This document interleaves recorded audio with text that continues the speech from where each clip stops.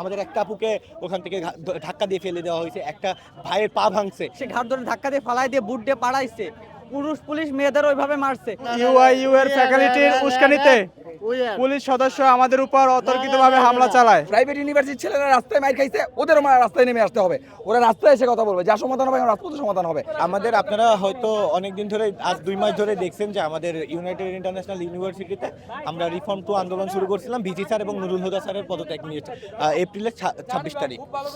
তো আপনারা ইতিমধ্যে এটাও জানেন যে আমাদেরকে শোকজ করা হয়েছিল এবং আমাদেরকে পরবর্তীতে বহিষ্কার নোটিশ দেওয়া হয়েছিল 26 জনকে। তো আজকে আমরা আসছিলাম আমাদের বহিষ্কার স্টুডেন্টের যাতে বহিষ্কার উঠিয়ে নেয় এই দাবি করতে আমরা নতুন বাজার ব্লকের কর্মসূচি দিয়েছিলাম। আমাদের একটা আপুকে ওখান থেকে ধাক্কা দিয়ে ফেলে দেওয়া হয়েছে, একটা ভাইয়ের পা ভাঙছে, তারপরে আরও 2 জন, মোট 3 জন হসপিটালে। আমাদের তাকি ভাইয়ের মাথা ফাটছে এইখান থেকে, তারপরে ফায়াজ ভাই, রিজাল ভাই আমাদেরকে মাঝখানে নিয়ে মারছে পুলিশে। এটা কেমন বিচার? এই স্বাধীন দেশে কেমন বিচার? আমরা এখানে শান্তিপূর্ণভাবে অবস্থান করি, এখানে পুলিশ পিছন থেকে এসে অতর্কিতভাবে আমাদের উপর হামলা করে। এখানে আমাদের 3-4 জন মেয়ে সেই স্টুডেন্ট, তাদের উপরে পুলিশ হামলা করছে, তাদের সে ঘাট ধরে ধাক্কা দিয়ে ফালাই দিয়ে বুট দিয়ে পাড়াইছে, পুলিশ মেয়েদের ওইভাবে মারছে এবং আমাদের ভাইদের অনেকের মাথা ফাটাই ফেলছে। আমার কোমরে বাড়ি দিচ্ছে, এইখানে হাতে এই যে ইসে কাটছে, আরো অনেকের এইভাবে আহত হয়েছে। ইউআইইউ এর ফ্যাকাল্টির উস্কানিতে পুলিশ সদস্য আমাদের উপর অতর্কিতভাবে হামলা চালায় এবং আমাদের বোন ভাইদের উপর লাঠিচার্জ করে। আমাকে পুলিশ ফেলে দিয়ে গলায় পাড়া দিছে, বুট দিয়ে বুকে লাগতেছে।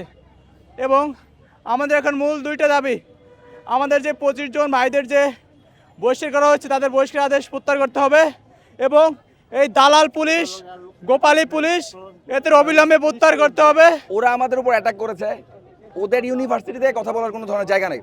এখন আমাদের যেটা করতে হবে, রাজপথে পুরোপুরি সমাধানের জায়গায় আসতে হবে। রাজপথে প্রশাসন থেকে লোক তো আসবেই, সরকারের ঊর্ধ্বতন জায়গা থেকে আসবে। মানে প্রাইভেট ইউনিভার্সিটি কি মূলা নাকি?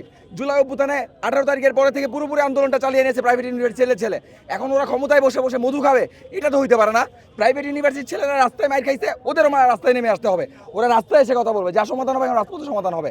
রাজপথ ছাড়া কোনো সমাধানের কথা নাই। আমরা লাঠি যেহেতু মাইর খাইছি, তাহলে লাশ পর্যন্ত লাশ হয়েও ফিরবো, সমস্যা নাই, আমরা ওই ভয় পাই না। RICL TMX, যুগের পর যুগ স্থাপনা থাকে মজবুত। তারা আমাদের ক্যাম্পাসের কোনো কার্যক্রম নেয়নি এবং তারা টিউশন ফি ফুল নিচ্ছে। এছাড়া এই অন্যায় বহিষ্কারের সাথে যারা সম্পৃক্ত, তাদের যারা সম্পৃক্ত, স্টুডেন্ট থেকে শুরু করে, অথরিটি থেকে শুরু করে, স্টাফ থেকে শুরু করে যারা জড়িত, তাদের তদন্তের ভিত্তিতে শাস্তি করা এবং তাদের বহিষ্কার কনফার্ম করা। এবং আমরা 3 নম্বর দাবি দিচ্ছি, আমাদের প্রাইভেট ইউনিভার্সিটির যে ভ্যাট আছে, সে 15% ভ্যাট আছে, সেই ভ্যাট প্রত্যাহার, no VAT on private education.